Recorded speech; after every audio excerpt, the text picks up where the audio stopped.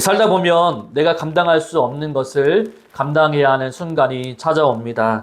아무도 준비하려고 알려주지 않습니다. 그 순간은 갑자기 찾아옵니다. 그리고 그 순간은 항상 피할 수 없는 얼굴을 하고 옵니다. 오랫동안 아파온 부모님이 병상에서 눈을 마주칩니다. 네, 말은 하지 않습니다. 그런데 그 눈빛이 말합니다. 네가 뭔가 해줄 수 있지? 예. 또 배우자가 어느 날 밤 지쳐서 말합니다. 나 더 이상 못하겠어. 예, 그 말 뒤에 숨어있는 무게가 느껴집니다. 며칠째 방문을 닫고 나오지 않는 자녀. 그 닫힌 문 너머에서 들려오는 침묵이 말합니다. 나 지금 많이 힘들어. 직장에서, 가정에서, 공동체에서 누군가 나를 향해 기대의 눈빛을 보낼 때 그 순간 우리 안에서 가장 먼저 올라오는 것이 무엇입니까? 그래, 내가 해줄게. 이것이 먼저 올라옵니까? 아니면 나도 지금 너무나도 버티기 어려운데, 나도 지금 여러모로 겨우 버티고 있는데 이 말이 먼저 올라옵니까? 솔직하게 말씀드리겠습니다. 우리는 대부분 후자입니다.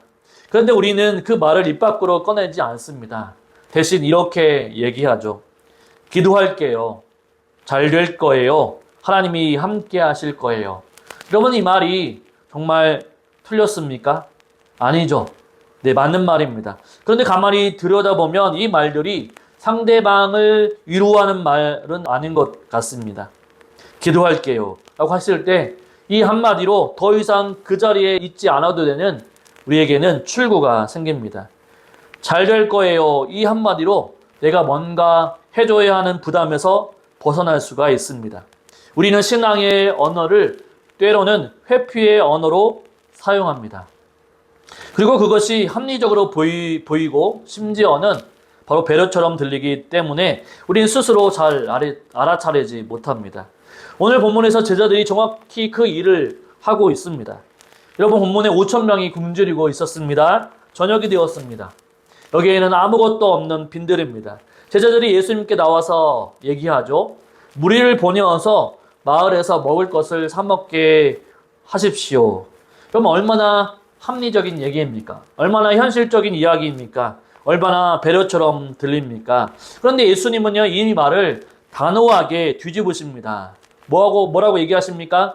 갈 것 없다. 너희가 먹을 것을 주라 라고 명령하죠. 여러분이 이 명령이 여러분의 삶 가운데에도 들려온 적이 있지 않습니까? 네가 이 가정을 책임져라. 네가 이 사람을 돌봐라. 네가 이 관계를 회복시켜라. 네가 이 자리를 지켜라. 이 명령들 앞에 설 때마다 우리 안에서 무엇이 올라옵니까? 그래, 내가 할 수 있어. 이 각오가 먼저 올라옵니까? 아니면 나에게 있는 곳이라고는 이것뿐입니다 라고 하는 절망이 먼저 올라옵니까? 여러분, 오늘 저는 여러분에게 열심히 사십시오, 살아가십시오 라고 말하지 않겠습니다. 믿음을 가지면 된다라고 말하지 않겠습니다. 할 수 있습니다 라고 말하지 않겠습니다. 오늘 저는 여러분과 함께 나는 할 수 없습니다 라고 하는 자리에 먼저 앉으려고 합니다. 왜냐하면 오늘 이 본문은요, 바로 그 자리에서 시작되는 이야기이기 때문이죠. 우리에게 있는 것은 이것뿐입니다 라고 하는 이 고백이 나오는 그 자리에서 예수님은 말씀하십니다. 그것을 내게로 가져오라. 이것이 오늘 우리가 함께 들을 말씀입니다. 우리 17절 말씀을 한번 읽어볼까요? 17절입니다. 제자들이 이르되 여기 우리에게 있는 것은 떡 5개와 물고기 2마리 뿐이니이다. 저는 이 문장을 읽을 때마다 이 제자들의 목소리가 들리는 것 같습니다. 이것은요, 당당한 보고가 아닙니다. 물고기와 이 빵을 전부 가지고 있으니까 여기에 드립니다 라고 말씀하는 게 아닙니다. 여러분, 제자들은, 예수님은 이것을 몰랐을까요? 제자들이 떡 5개와 물고기 2마리밖에 없다는 것을 예수님은 정말 모르셨을까요? 5천 명을 먹이실 수 있는 능력 있는 예수님은요, 제자들의 자원이 얼마나 있는지 모르셨을까요? 아니죠. 예수님은 이미 다 알고 계셨습니다. 처음부터 알고 계셨습니다. 그러면서도 명령하셨죠.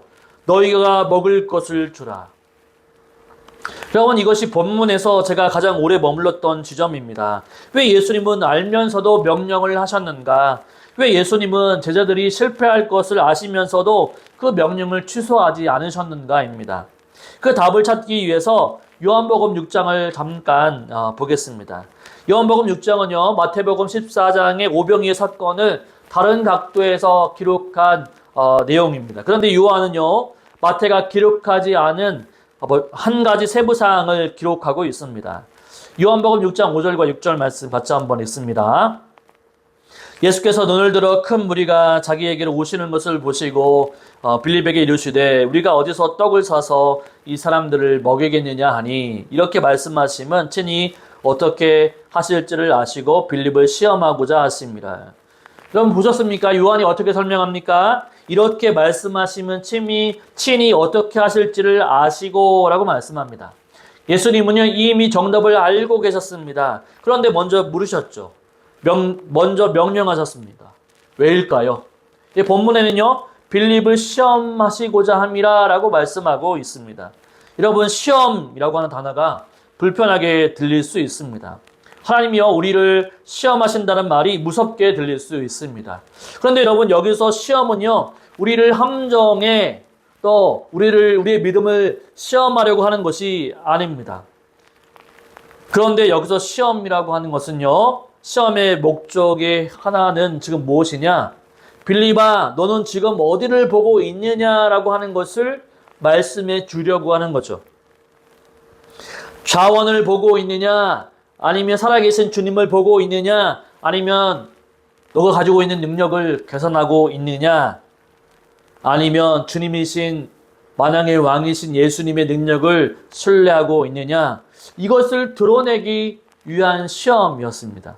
그리고 그 빌립은요, 그 시험에서 떨어졌습니다. 요한복음 6장 7절을 보면요, 이런 말씀이 있죠. 빌립이 대답하되 각 사람으로 조금씩 받게 할지라도 200데나리온의 떡이 부족하리이다. 아멘. 빌립은요, 즉시 계산기를 두드렸습니다. 사람들이 5,000명을 먹어야 하니까 5,000명 곱하기 한 끼 식비를 따졌죠. 그래서 계산해 보니까 총 200데나리온이라고 하는 돈이 나왔습니다.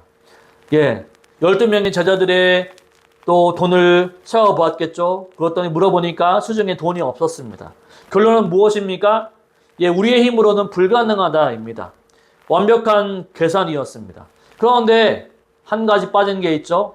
이 계산에는 예수님이 없었다라고 하는 거죠. 이것이 우리의 문제입니다. 우리는요, 계산을 너무나도 잘합니다. 현실을 너무나도 잘 압니다. 우리의 한계를 너무나도 잘 압니다. 불가능을 우린 너무나도 빨리 선언합니다. 그리고 그 불가능한 선언이 때로는 하나님을 신뢰하지 않는 것을 합리화하는 언어가 됩니다. 여러분 그렇지 않습니까? 나는 현실을 아는 사람입니다. 나는 무모한 믿음을 강요하지 않습니다. 나는 냉철하게 상황을 판단합니다. 그런데 그 냉철한 판단의 결론이 항상 하나라면 나는 안 됩니다. 그렇기 때문에 하나님도 하실 수 없습니다. 라고 하는 거죠. 이것은 냉철함이 아니라 이것은 하나님을 믿지 못하는 불신앙입니다. 그런데 여기서 저는 여러분에게 한 가지 더 솔직하게 말씀을 드려야 하겠습니다. 제자들의 실패를 우리는 너무나도 쉽게 비판한다라고 하는 거예요. 저 사람은 왜 저랬을까? 여러분 한번 생각해 보시기 바랍니다. 제자들은요, 지금 어떤 상황에 놓여 있습니까? 그들은 3년 동안이나 예수님을 따랐습니다. 그 3년이 여러분 어떤 3년이었습니까? 여러분 제자들은요, 고향을 떠났습니다. 가족을 떠났습니다. 직업을 버렸습니다. 안정적인 삶을 포기했습니다. 그리고 따라다니는 예수님은 어떻습니까? 로마를 몰아내지 않으셨습니다. 정치적인 권력을 붙잡지도 않으셨습니다. 경제적인 풍요를 가져다 주지 않으셨습니다. 오히려 어떻습니까? 가는 곳마다 바로 적이 생겨나 버렸던 거죠. 바리새인들이 죽이려고 합니다. 헤롯이 유업을 하고 있습니다. 그리고 본문에 나오는 그 오늘 세례 요한도 죽게 되었습니다. 그래요. 그렇기 때문에 제자들은요, 지쳐 있었던 거죠. 단순히 그날 하루가 지쳐 있는 것이 아니었습니다. 3년치 피로가 쌓였다는 거죠. 그 상태에서 5,000명이 앞에 있습니다. 그 상태에서 예수님이 말씀하신 거죠. 너희가 먹을 것을 주어라. 여러분 이것이 얼마나 우리와 똑같습니까? 우리가 신앙생활을 오래 한 것이 때로는 우리를 더 지치게 만들고 있지는 않습니까? 이 정도 믿었으면은 이 정도는 됐어야 했는데 이만큼만 신했으면 이만큼은 받았어야 했는데 이렇게 기도했으면 이 문제는 해결됐어야 했는데 그런데 현실은요 기대와 다릅니다. 여러분 기도해도 문제가 잘 안 풀립니다. 헌신해도요 삶이 나아지지 않습니다. 믿어도 그 두려움이 사라지지 않습니다. 그 누적된 피로 속에서 또다시 불가능한 명령이 들려옵니다. 네가 먹여라. 여러분 이 순간 우리는 제자들과 완전히 같은 자리에 있습니다. 그런데 바로 이 자리에서 본문이 전환점을 만듭니다. 여러분 18절을 한번 보시죠. 18절 이르시되 그것을 내게 가져오라 하시고 예수님이 무엇이라고 말씀하고 있습니까? 그것으로는 안 된다. 더 가져오라 라고 하지 않으십니다. 믿음이 없구나. 다시 한번 살펴보아라 라고 요구하지 않으십니다. 너희가 실망스럽구나. 내가 직접 하겠다라고 하지 않으셨습니다. 그냥 그것을 내게로 있는 그대로 가져오라고 말씀하시죠. 이 한마디가 오늘 설교의 심장입니다. 그것을 내게로 가져오라. 여러분 제자들이 내어놓은 것이 무엇이었습니까? 떡 5개와 물고기 2마리였습니다. 5,000명을 먹이기에는 턱없이 부족한 것 아무것도 아닌 것입니다. 여러분 그런데 예수님은요 그것을 거절하지 않으셨습니다. 비웃지도 않으셨습니다. 더 가져오라고 요구하지 않으셨습니다. 그냥 그것을 내게로 가져오라라고 말씀하고 있는 거죠. 있는 그대로 부족한 것 그대로 초라한 것 그대로 가져오라고 예수님은 말씀하셨죠. 그리고 다음 장면을 보십시오. 19절입니다.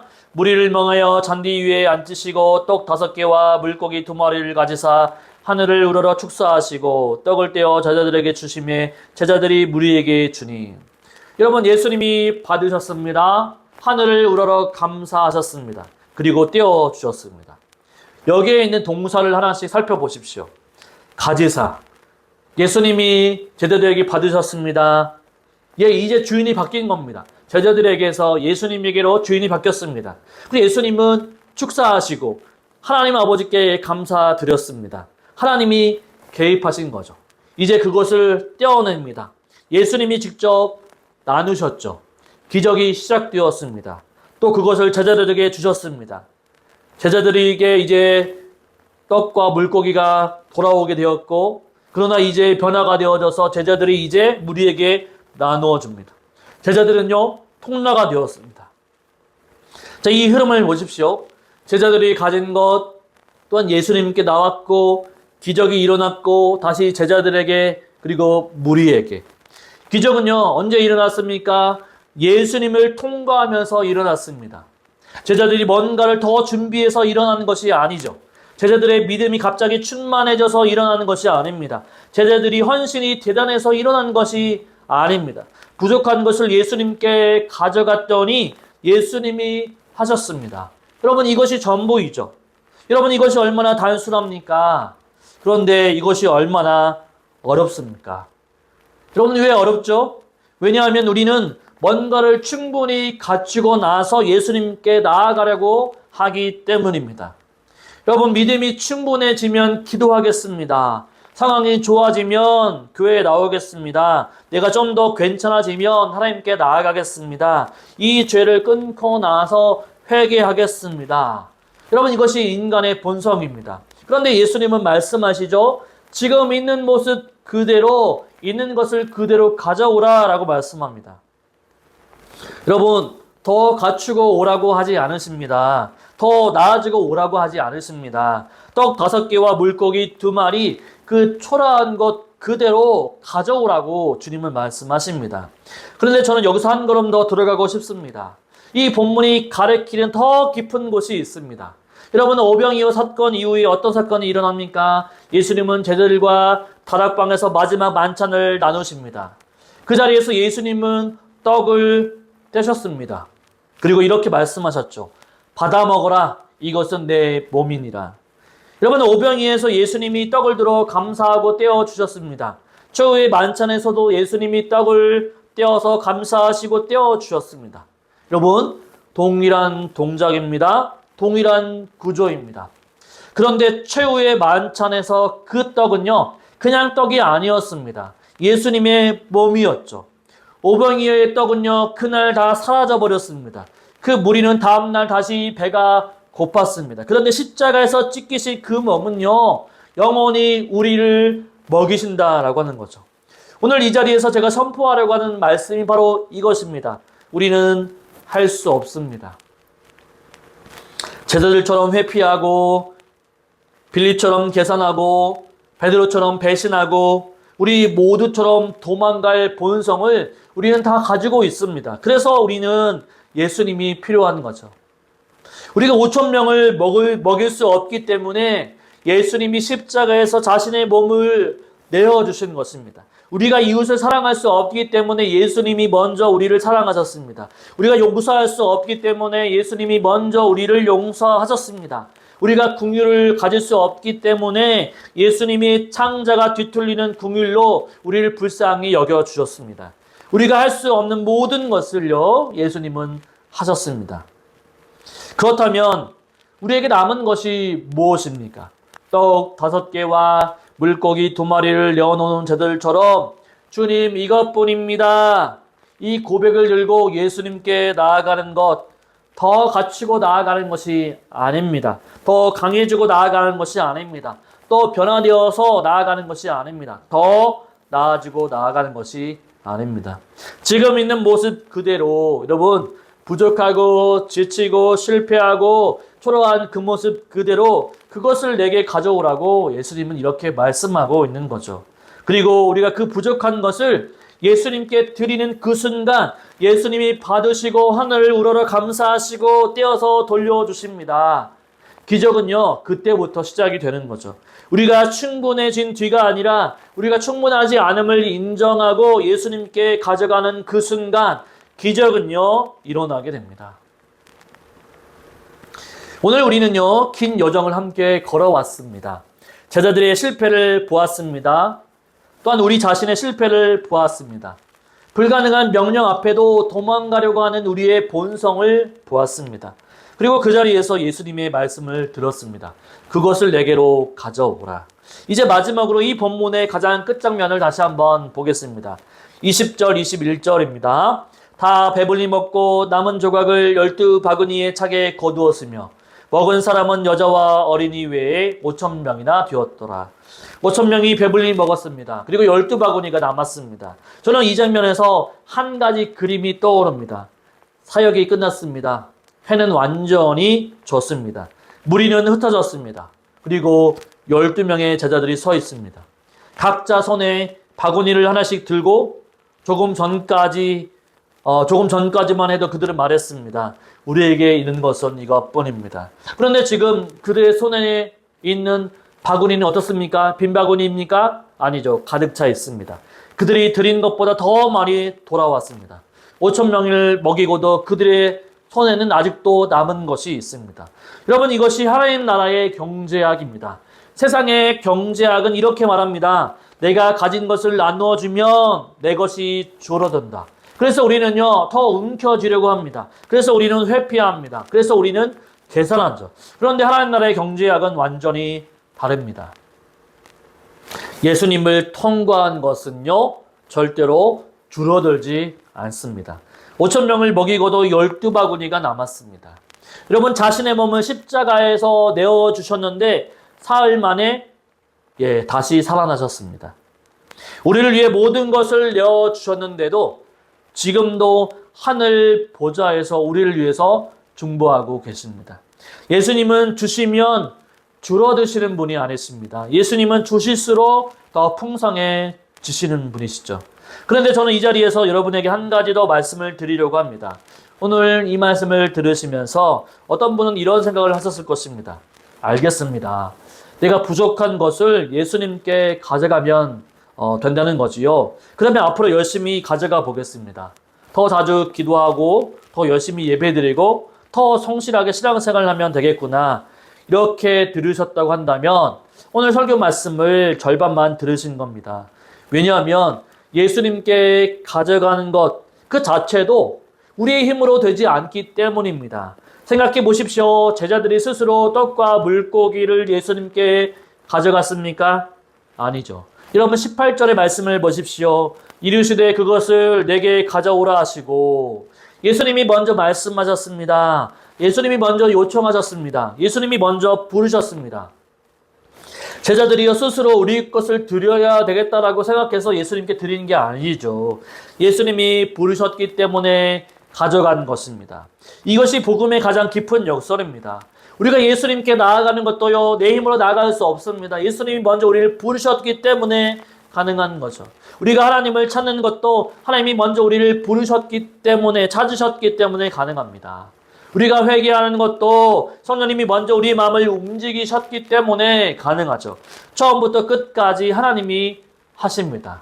그럼 우리는 어떻게 하면 될까요? 우리는 그저 불러주실 때 가면 되는 거죠. 그것을 내게로 가져오라 하실 때 가져가면 되는 것입니다. 그러면 그것이 전부입니다. 그런데 그 전부가 왜 이렇게 어려울까요? 왜 우리는 이렇게 단순한 것 앞에서 이렇게 왜 망설이는 것일까요? 저는 그 이유가 여기 있다고 생각합니다. 우리는요, 초라한 것을 내어놓는 것을 굉장히 두려워한다라고 하는 거예요. 떡 5개와 물고기 2마리, 이것이 얼마나 초라합니까? 5,000명 앞에서 우리가 가진 것이 이것뿐입니다. 이 고백이 얼마나 부끄럽습니까? 그래서 우리는 차라리 아무것도 안 내놓으려고 합니다. 내어놓으면 내 부족함이 드러나니까요. 내어놓으면 내 초라함이 들켜버리니까요. 내어놓으면 내가 작아 보이니까요. 그래서 우리가 있는 채 하고 괜찮은 채 하고 충분한 채 하면서 우리는 이 세상을 살아가고요. 하나님 앞에 설 때에도 그렇게 한다라고 하는 거죠. 교회도 그렇습니다.